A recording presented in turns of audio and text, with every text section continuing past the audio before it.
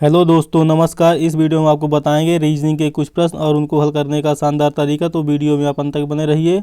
आइए बढ़ते हैं पहले प्रश्न की ओर। पहला सब प्रश्न है, 5 से 21 हुआ है और 21 से क्या होगा आपको बताना है कि 7 से क्या होगा। 5 से 21 हुआ, फिर 7 से क्या होगा। जिस प्रकार संबंध 5 का 21 से, उसी प्रकार 7 का संबंध किससे होगा।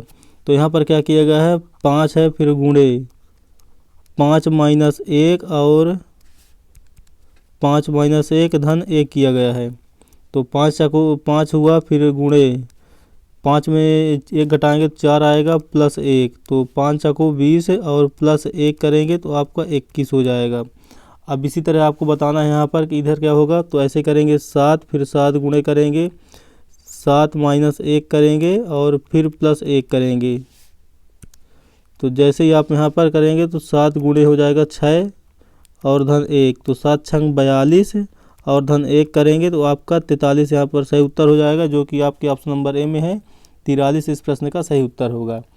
अब बढ़ते हैं अगले प्रश्न की ओर। अगला प्रश्न आपके सामने रहा, कितने अंकों का जल प्रतिबिंब समान दिखता है। जब हम जल में देखते हैं कोई भी चीज़ें तो हमको उल्टा प्रतीत होती है। जैसे हम अपना चेहरा देखेंगे तो हमारा दायां, मतलब जब भी कोई भी हस्त अगर आप वहाँ पे रख के देखेंगे जल के सामने तो उल्टा दिखता है। लेकिन गिनती में जो गणित के अंक होते हैं, कितने अंकों का जल प्रतिबिंब पूछा है नहीं, तो जो हमारे अंक होते हैं, अंक कितने से शुरू होता है, 0 से लेकर 0, 1, 2, 3, 4, 5, 6, 7, 8, 9, ये गणित के 10 अंक होते हैं। इन 10 अंकों में से कितने अंक आपको जल में समान दिखने वाले हैं।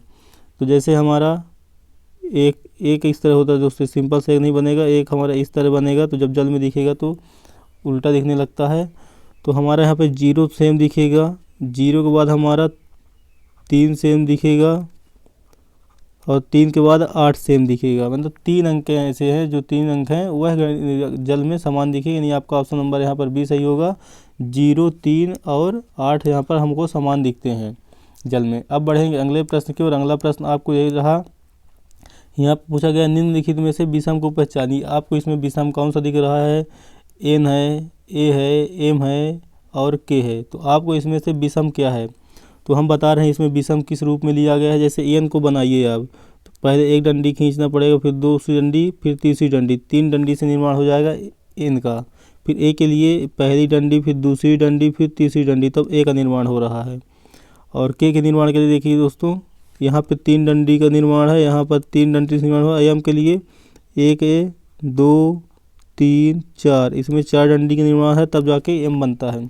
इसके बाद के की बात करते हैं जब, तो के लिए 1, 2, 3 डंडी से यहाँ से के का निर्माण होगा। यानी आपका ऑप्शन नंबर यहाँ पर सी गलत विषम है, क्योंकि के एम को बनाने के लिए 4 डंडी का इस्तेमाल करना पड़ा, जबकि एन, ए और के को बनाने के 3 डंडियों का इस्तेमाल किया गया। यानी ऑप्शन नंबर आपका सी, इसलिए एम गलत हो जाएगा। अब बढ़ते हैं अगला प्रश्न की ओर। अगला प्रश्न आपके सामने रहा, निम्नलिखित में से विषम को पहचानिए। निम्नलिखित में से आपको विषम को पहचानना है कि विषम क्या है। इन सबको जैसे पी, वाई, डी और टी लिखा हुआ है, इनका पहले प्लेस वैल्यू लिख लीजिए। इनका स्थानिक मान क्या लिख लीजिए। पी आता है 16 में, वाई आएगा आपका 25 में, डी आएगा आपका 4 में और टी आता है 20 में। अब आप देख पा रहे हैं कि 16 तो आपको 4 का वर्ग दिख रहा है, 16 आपका 4 का वर्ग है, 25 आपका 5 का वर्ग है और 4 आपका 2 का वर्ग है, लेकिन 20 किसी का वर्ग नहीं है। यानी आपका ऑप्शन नंबर यहाँ पर डी इसलिए सही हो जाएगा प्रश्न का उत्तर, क्योंकि यह किसी का वर्ग नहीं है। और ऊपर दी गई तीनों अल्फ़ाबेट, यानी जो कहना चाहिए पी, वाई और डी हैं, यह तीनों किसी न किसी वर्ग के स्थान को प्रेजेंट कर रही हैं, इसलिए आपका ऑप्शन नंबर डी सही हो जाएगा। टी इसका उत्तर होगा। अब बढ़ते हैं अगले प्रश्न की ओर। अगला प्रश्न आपके सामने रहा, निम्नलिखित में से विषम को पहचानना है। यहाँ वर्षों का कुछ वर्ष दिए गए हैं, मतलब जो लिखा गया है वर्ष लिखे गए हैं। वर्ष में आपको कौन सा वर्ष विषम है यहाँ पर बताना है।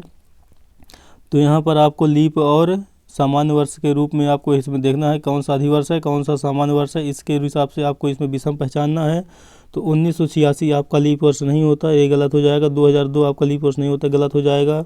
2014 भी आपका लीप वर्ष नहीं है, गलत हो जाएगा। और 1996 आपका लीप वर्ष है, इसलिए यह सबसे अलग हो जाएगा, तीनों से अलग हो जाएगा। अब यह लीप वर्ष कैसे है, हम कैसे जान पाते हैं।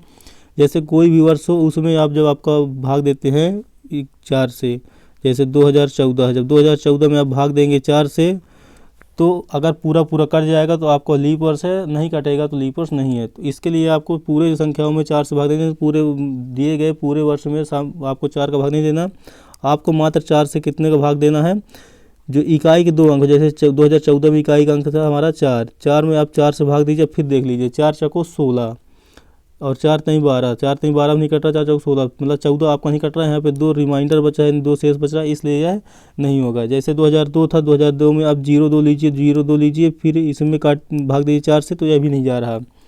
जैसे आप 86 में करिए, 86 में अगर आप भाग करेंगे 4 से तो 4 दूना 8 हो गया, 4 एक कम 4, 21 चौक 84 होगा। इसमें भी आपको 2 शेष बचता है, इसमें भी आपका 2 शेष बच रहा। जब आप 4 से भाग देंगे शेष आपका कितना बचेगा, शेष बचेगा आपका 1, 2 या 3 शेष बचेगा। और जब पूरा पूरा भाग चला जाएगा तो वह सामान्य वर्ष नहीं होकर वह लीप वर्ष हो जाएगा। जैसे 1996 में जब आप 4 से भाग देंगे तो 96 में आप 4 से भाग दीजिए तो 4 दूनी 8 हासिल आए 1 और 4 चौको 16 यानी 24 चौको 96 पूरा पूरा कट गया। यहाँ पर रिमाइंडर आपका कितना बचा, 0। जब 0 रिमाइंडर बचेगा तो पूरी पूरी संख्या विभाजित हो जाएगी, तभी वह आपका लीप वर्ष माना जाएगी। इसलिए यह प्रश्न का आपको उत्तर हो जाएगा ऑप्शन नंबर डी, 1996 सही उत्तर होगा। तो दोस्तों अब वीडियो हमारा यहीं पे समाप्त हुआ। आपको वीडियो कैसा लगा आप हमें कमेंट बताइए, और आपको वीडियो के प्रश्नों को हल करने का जो तरीका था हमारा वो कैसा लगा आप हमें कमेंट बताइए। अब मिलेंगे दोस्तों नेक्स्ट वीडियो, तब तक के लिए जय हिंद जय भारत।